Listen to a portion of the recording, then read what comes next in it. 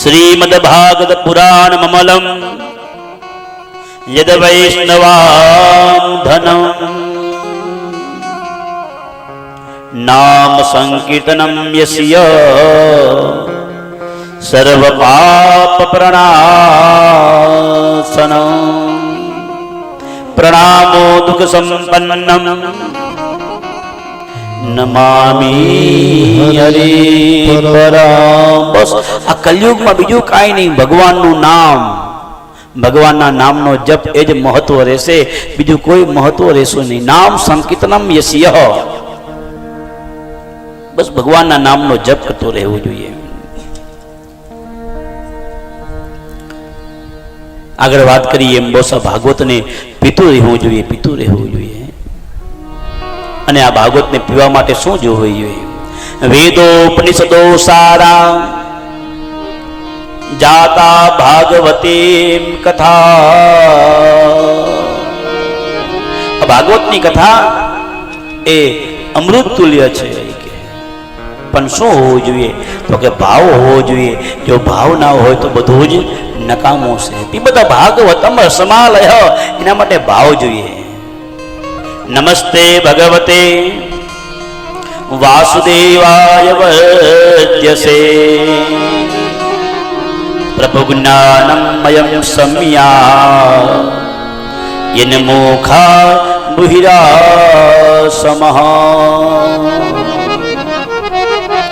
परीक्षित ने सुखदेव जी कहे છે કે સુખદેવ जी આ ભાગવત ની કથા શ્રવણ કરવા માટે સૌથી પહેલા ભાવ જોઈએ। ભાવ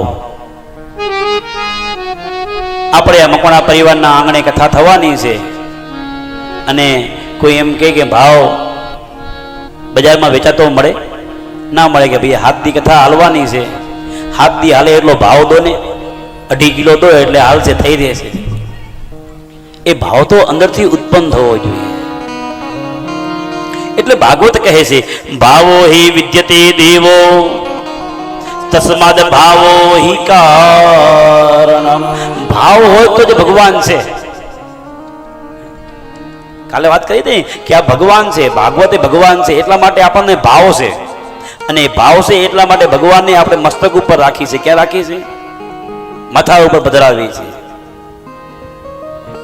નહીં તો એમાં કાગળ જ છે, લખેલા શ્લોકો જ છે, પણ કચ્છ મિત્રને કોઈ માથા ઉપર ઉપાડે? શેરી વજાવી સજે કરું કચ્છ મિત્ર ઘરે આવો ને કોઈ ગાય? બસ એ ભાવ, ભાવો હિ વિદ્યતે દેવો। આપણને એમ થાય કે ભાવ પ્રગટ ક્યાંથી થાય? ખાલી સમજ્યા જેવી એક વાત છે। કોઈ રવેચીમાનો ફોટો આપણે આપણા ઘર માટે લેવો હોય, ઉદાહરણ તરીકે આપણે રવ ગામમાં ગયા છીએ ને માતાના દર્શન થયા, એમ થયું કે હાલને ઘર માટે એક સારો માતાજીનો ફોટો લઈ લો રવેચીમાનો બુઆજી। અને ફોટો લેવા માટે આપણે ક્યાં જઈએ? તો કે દુકાનમાં, જ્યાં વેચાતો મળતો હોય ત્યાં। રવેચીમાનો ફોટો નાનો હોય, મોટો હોય, લાઇટ વાળો હોય, અલગ અલગ પ્રકારના ફોટા હોય, પણ એ દુકાનમાં લેવા ટાઈમે એ ફોટાને કોઈ પગે લાગશે? વિચાર કરજો, ક્યારે આજ સુધી બન્યું એવું કે દુકાનમાં લેવા ગયા ત્યારે ફોટાને પગે લાગ્યા? નહીં।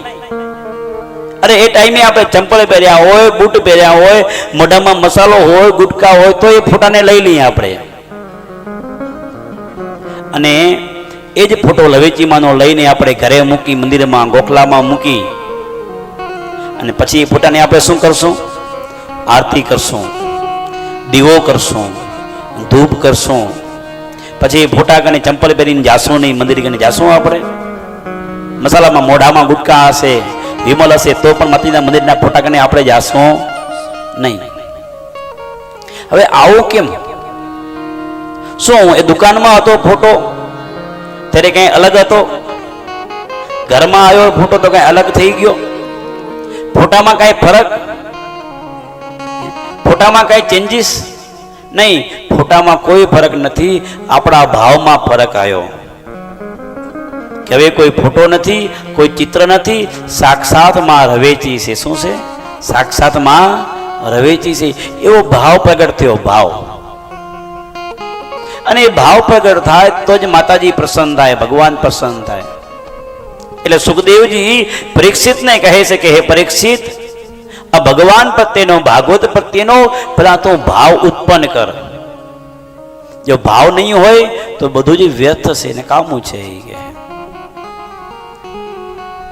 એ ફોટાને આપણે આપણા ઘરે 1 વર્ષ 2 5 10 વર્ષ પૂજા કરી હોય અને પછી કોઈ વ્યક્તિ એમ કે ફોટો મને આપી દે, હું તને 10,000 રૂપિયા આપું, તો આપીએ આપણે?